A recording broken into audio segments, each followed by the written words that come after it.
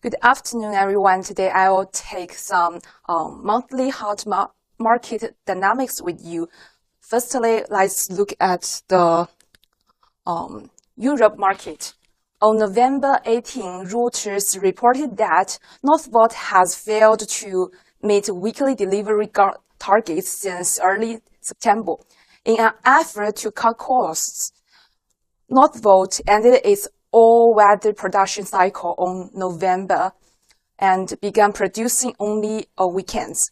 Meanwhile, some sources said production at one of its two manufacturing buildings at the scale-left plant was suspended in late October and is expected to continue until at the December. This is expected to cause battery deliveries to continue to hover at low levels of some time. Since its establishment in 2016, Northvolt has successfully completed more than 10 rounds of financing with a cumulative amount of 15 billion US dollar. But Northvolt has faced difficulties in recent months, including production problems, the loss of key customers such as BMW, and difficulties raising more money. In September, Northvolt announced layoffs, frozen employee travel, and payroll expenses. Its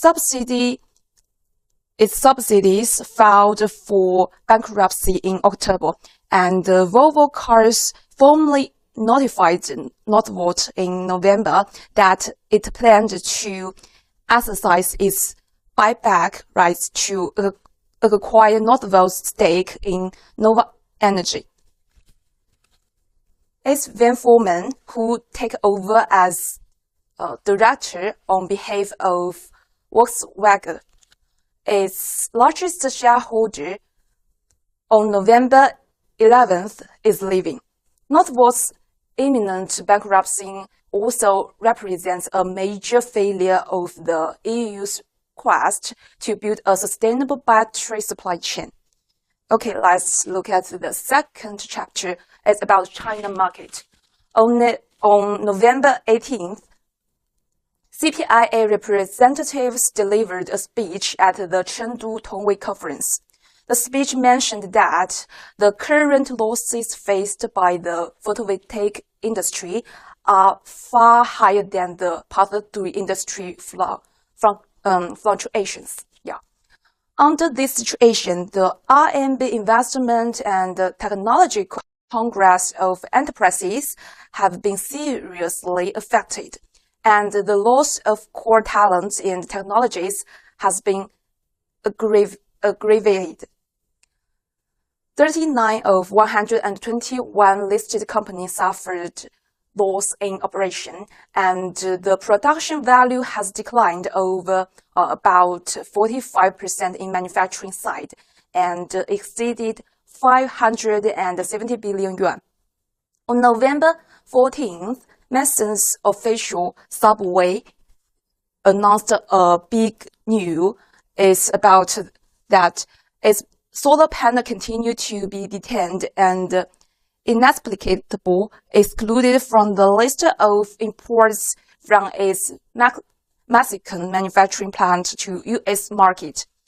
Although Masons has fully transparently mapped its supply chain and provided comprehensive traceability documents for its clean supply chain to CBP officials, CBP reviewers claim that there is a lack of sufficient documentation to prove Mason's compliance with the UFLPA, which the company strongly refuses and provides clear and objective evidence to the contrary.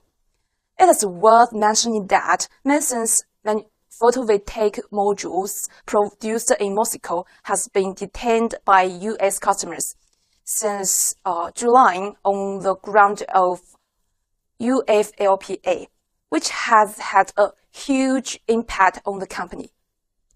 According to Mason's financial data, the company incurred a loss of $7.8 million in the second quarter of this year, mainly due to a decrease in component shipment. The financial reports showed that Mason sold only 526 megawatts of components in the second quarter. Mason attributed most of the decline in sales to the U.S. customer and border protection, withholding components imported from the company's Mexico factory to the United States. The reason given by CBP for detention is failure to comply with the UFLPA. In 2023, Mason expanded its manufacturing plant in Mexico, increasing its annual capacity to 1.8 gigawatt and increasing their increment in the plant to approximately about $260 million. Next is also about U.S. On November 26, SNN Energy Storage reported that U.S. Representative John and Jared submit a solution to suspend the 45A's Advanced Manufacturing Production Tax Credit. In this tax credit, a key provision of the IRA is designed to encourage clean energy manufacturing investments in U.S.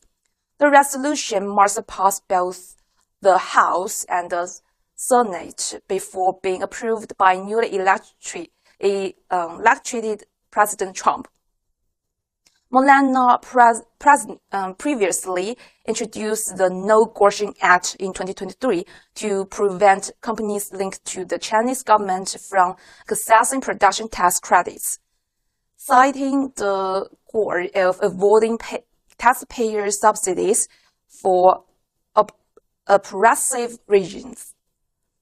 SNN also noted that Trump is unlikely to hinder the growth of U.S. business. The PTC benefits both American and Chinese companies, and Trump could target Chinese firms through other measures.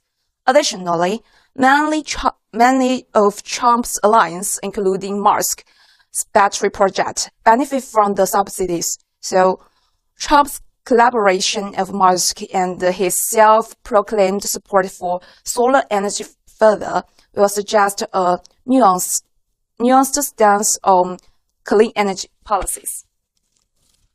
On the same day, Trump also announced on his social media accounts that a 10% tariff would be imposed on all goods imported from China. Next is about PV. On November 6th, Donald Trump won the U.S. presidential election. That evening, Trina Solar announced a plan to sell its 5-gigawatt module plant in Wilmer, Texas, and want to, in exchange for cash and share in Freer is a battery manufacturer with options in the US and Norway, focuses on energy storage system and commercial transportation. Its largest shareholders are US-based Encompass Capital Advisor, holding about 70%, and the second stakeholder is Koch. The transaction is expected to close by the end of 2024.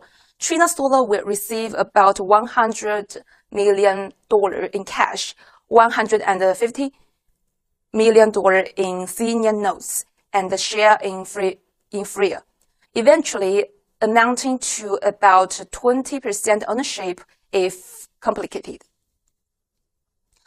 Trina Solar noted that the deal would support its brand's growth in the US by leveraging retail technology, brand licensing, and Freer's expertise in capital markets and government relations in the US and the Northern Europe.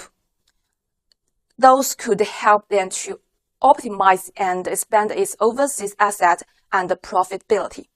FREA also announced plans to establish a 5 gigawatt solar cell plant in the US, with production targets for the second half of 2026. Yuan Haiyang, founder of Grape Solar, commented that expanding international by exporting technology and holding minority stakes may be a viable approach, noting that stakes below about 25% are relatively safe, with the less than 10% being even safer. The last one is about Toyo. Toyo to acquire solar module manufacturing facility in Texas. On November 25, Japan's Toyo announced that it has agreed to acquire 100% of the equity in Solar Plus Technology Texas. This company is located in the Houston area of Texas.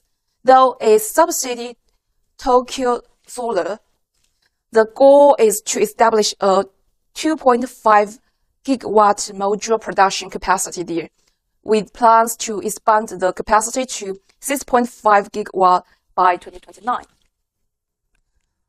Mr. Suzy, chairman and CEO of Toyo, said that this acquisition marks a significant step in Toyo's strategy to establish manufacturing footprint in the US, complementing our current manufacturing presence in Vietnam and Ethiopia. It is reported that in October of this year, Toyo Solar announced plans to establish a solar cell manufacturing plant with an annual production capacity of 2 gigawatt in Ethiopia. With an expected investment of $16 million, equipment installation is scheduled for November this year, with production expected to start in the first quarter of 2025. Toyo Solar stated that the 2 gigawatt cell factory in Ethiopia will supply cells to its planned module factory under construction in the United States. Okay, it's all. Thanks for your listening. Thank you.